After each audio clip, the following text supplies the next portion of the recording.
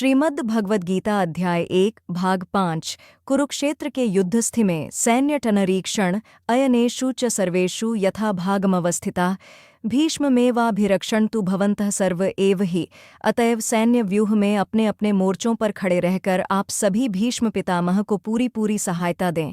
तात्पर्य भीष्म पितामह के शौर्य की प्रशंसा करने के बाद दुर्योधन ने सोचा कि कहीं अन्य योद्धा यह न समझ लें कि उन्हें कम महत्व दिया जा रहा है। अतः दुर्योधन ने अपने सहज कूटनीतिक ढंग से स्थिति संभालने के उद्देश्य से उपर्युक्त शब्द कहें।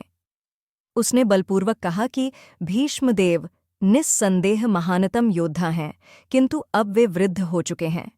अतः प्रत्येक सैनिक को चाहिए कि चारों ओर से उनकी सुरक्षा का विशेष ध्यान रखे।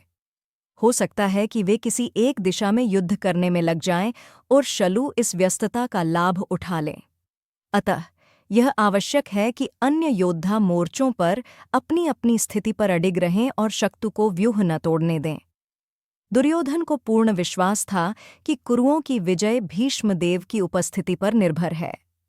उसे युद्ध में भीष्मदेव तथा द्रोणाचार्य के पूर्ण सहयोग की आशा थी, क्योंकि वह अच्छी तरह जानता था कि इन दोनों ने उस समय एक शब्द भी नहीं कहा था जब अर्जुन की पत्नी द्रौपदी को असहाय अवस्था में भरी सभा में नग्न किया जा रहा था और जब उसने उनसे न्याय की भीख मांगी थी।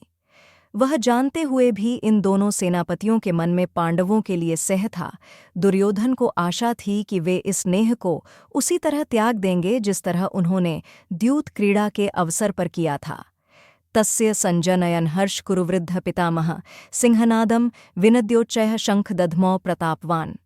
उस समय कौरवों में वृद्ध प्रतापी पितामह भीष्म ने उस दुर्योधन के हृदय में हर्ष उत्पन्न करते हुए उच्च स्वर में गरज कर शंख ध्वनि की तात्पर्य कुरुवंश के वयोवृद्ध पितामह अपने पौत्र दुर्योधन का मनोभाव जान गए और उनके प्रति अपनी स्वाभाविक दयावश उन्होंने उसे प्रसन्न करने के लिए अत्यंत उच्च स्वर से अपना शंख बजाया, जो उनकी सिंह के समान स्थिति के अनुरूप था।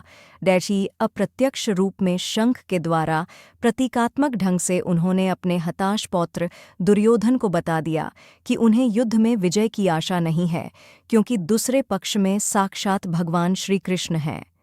फिर भी युद्ध का मार्गदर्शन करना उनका कर्तव्य था और इस संबंध में वे कोई कसर नहीं रखेंगे। तथा शंखाश्च भैर्यश्च पणवानक गोमुखा सहसैवाभ्य हन्यंत स शब्दस्तुमुलो भवत।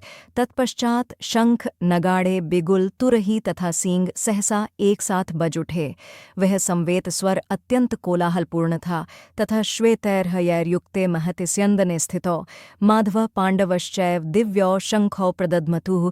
दूसरी ओर से सफेद घोड़ों द्वारा खींचे जाने वाले विशाल रथ पर आसीन भगवान श्री कृष्ण तथा अर्जुन ने अपने अपने दिव्य शंख बजाए। पांचजन्यम हृषिकेशो देवदत्तम धनंजय पौंडूम दध्मौ महाशंख भीमकर्मा वृकोदरः। भगवान कृष्ण ने अपना पांचजन्य शंख बजाया, अर्जुन ने देवदत्त शंख तथा भयंकर कर्म करने वाले भीम ने पौंडू नामक महाशंख बजाया।